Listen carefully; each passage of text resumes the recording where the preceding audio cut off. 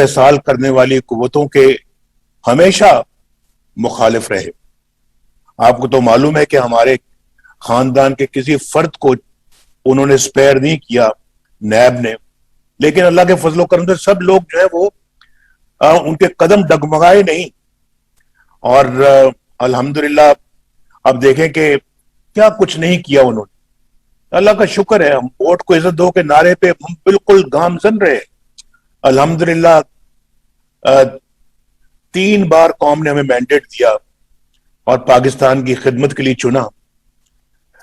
اللہ کے فضل و کرم سے ہم خوشحالی بھی لے کر آئے. آج کے بھی آپ لوگ دیکھ رہے ہیں، ٹی وی پہ آتے ہیں، کبھی کچھ کہہ جاتے ہیں، کبھی کچھ کہہ جاتے ہیں. اسٹیٹ بینک کا گورنر کچھ کہہ رہا ہے، وزیر خزانہ کچھ کہہ رہا ہے، جو باقی ایڈوائزر کچھ کہہ رہے ہیں. بات کسی سے بھی نہیں بن رہی. یہ کون سے نئے پاکستان کی بات کرتے تھے؟ نیا پاکستان تو یہ ہے جس کی نہ صرف ہم نے بنیاد رکھی بلکہ پایا تکمیل تک پہنچایا. پاکستان کو ایٹمی قوت بنایا مسلم لیگ نون نے.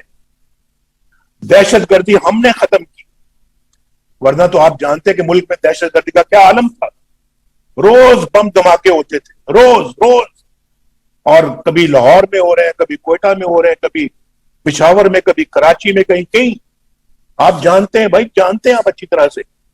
اور پھر پاکستان کو امن کا گہوارہ بنایا انکلوڈنگ کراچی. ستم دیکھیں حالات کا کہ الیکشن آئے، چوری کر دیے گئے، اور نئے پاکستان کے نام پر نااہل نالائق کھلنڈروں کا ٹولہ وہ اس کو یہاں پہ آ کے پاکستان کے سر پہ بٹھا دیا گیا. اور عمران خان کو 22 کروڑ عوام پر مسلط کر دیا گیا. اور جس نے نام تو نئے پاکستان کا لیا لیکن پرانا پاکستان بھی تباہ کر دیا. یہ ہے اصل حال. اصل حال یہ ہے، سٹاک مارکیٹ زمین بوس ہو گئی. پاکستان کے قرضے 42,000 ارب تک بڑھا دیے اور سرکولر ڈیٹ 2800 ارب پر پہنچ گیا ہے. اور ڈالر دیکھیں، ڈالر آج 180 کا ڈالر ہو گیا ہے، 180 روپے کا. اور آج پاکستان کے اندر مہنگائی اور غربت ہے. اندر غربت اور مہنگائی ہے اور باہر سفارتی تنہائی ہے. یہ عالم پاکستان کا. سبز پرچم کی عزت کا حال یہ ہے، سبز پرچم کی عزت کا عالم یہ ہے کہ $1 بلین کے لیے بھیک مانگنے کے لیے کشکول لے کے جا رہے ہیں. یہ پاکستان کو بے توقیر کر دیا ہے، بے عزت کر دیا ہے انہوں نے. 100-150 خودکشی کرنے والی رہتی ہے اس کی. تو ہم تو انتظار کر رہے ہیں کہ یہ کب کرے گا خودکشی. کرتا بھی نہیں ہے. دیکھیں اس میں بھی یو ٹرن لے جائے. تو میں آپ کو یہ کہنا چاہ رہا ہوں کہ یہ بالکل اپنا پاکستان کو بے توقیر کر دیا ہے. سیکورٹی کونسل میں پاکستان کی کرسی تک نہیں رکھی جاتی. بھائی عالم یہ ہو گیا ہے، ایک لیڈر فون کرتا ہے، ایک لیڈر فون کرتا نہیں ہے اور دوسرا لیڈر فون سنتا نہیں. اور پھر یہاں پہ اپنا سبز پاسپورٹ کی عزت کا عالم یہ ہے کہ کوئی ملک جو ہے نا ہمارے جہاز کو ضبط کر لیتا ہے اور کوئی ہمارے ہوٹل سے قبضہ کر لیتا ہے. اور پی آئی اے کا آپ نے حشر دیکھ لیا کہ پی آئی اے اب دنیا میں جا ہی نہیں سکتا. اور پی آئی اے کو ہم نے خود اپنے ہاتھوں پر بات کیا ہے.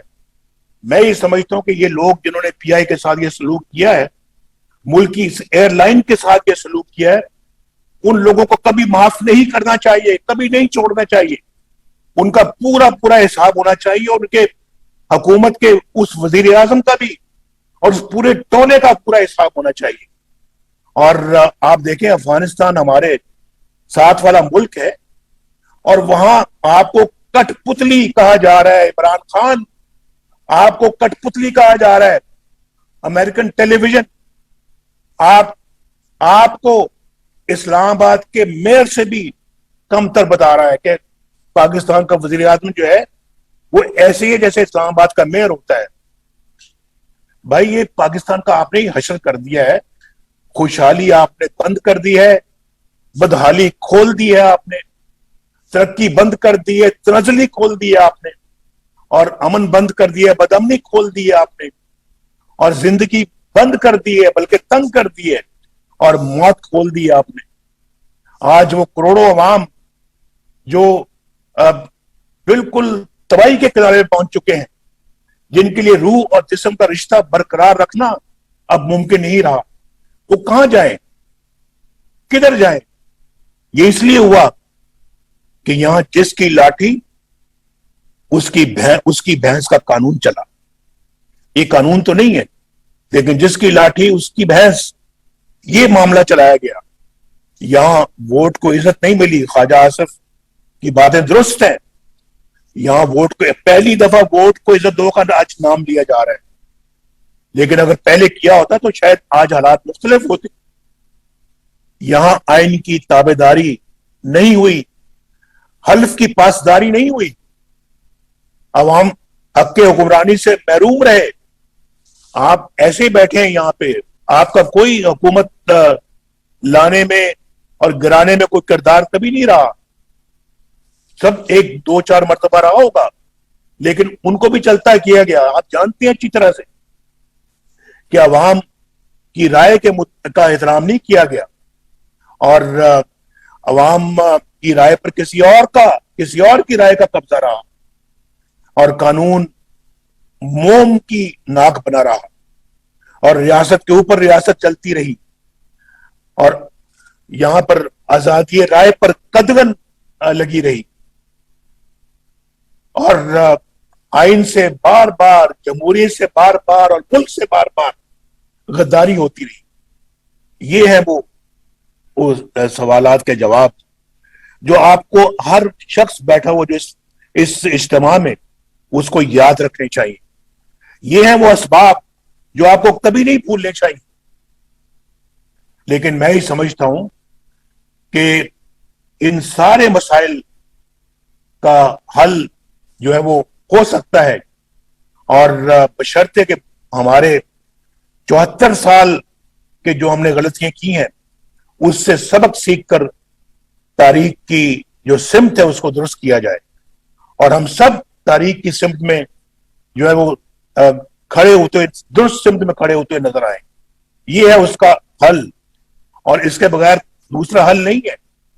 یہ سب سے بڑا حل یہ ہے، میں نہیں سمجھتا کہ کسی کو حق پہنچتا ہے کہ آپ کی رائے کو روکیں، آر ٹی ایس بند کریں، الیکشن چوری کریں، ووٹ آپ کا لیکن کسی اور کے بکسے میں ڈال دیں۔ یہ نہیں چلے گا۔ تو جو قوم اپنے ماضی سے سبق نہیں سیکھتی تو اس کا حال کبھی نہیں سنورتا، تو نہ اس کا مستقبل سدھر سکتا ہے۔ آج ہم ایک اصول پہ کھڑے ہو گئے تو حضور یہ آپ کو اب مصمم ارادہ کرنا پڑے گا کہ یہی ہمارا راستہ ہے، اور اسی میں ہم چلیں گے، اور اسی سے ہم کھویا ہوا وقار حاصل کریں گے چل کر۔ تو میں اپنی بات کو لمبا نہیں کرنا چاہتا، لیکن یہ ہوگا آپ کی طاقت سے، آپ 22 کروڑ عوام کی طاقت سے ممکن ہوگا، اور 22 کروڑ عوام کو جو ہے وہ اب کھڑا ہونا پڑے گا اصول کے لیے، ایک نظریے کی خاطر، اور ورنہ خدا نہ خواستہ جیسے کہ علامہ اقبال کہہ گئے، نہ سمجھو گے تم مٹ جاؤ گے اے ہندوستان والو، تمہاری داستان تک نہ رہے گی داستانوں میں۔ اور پھر دوسرا یہ بھی یاد رکھیں ہمیشہ کہ اے طائر لاہوتی، اس رزق سے موت اچھی جس رزق سے آتی ہو پرواز میں کوتاہی۔ جینا ذلت سے ہو، اکبر نے سنا ہے اہل غیرت سے یہی کہ جینا ذلت سے ہو تو مرنا اچھا۔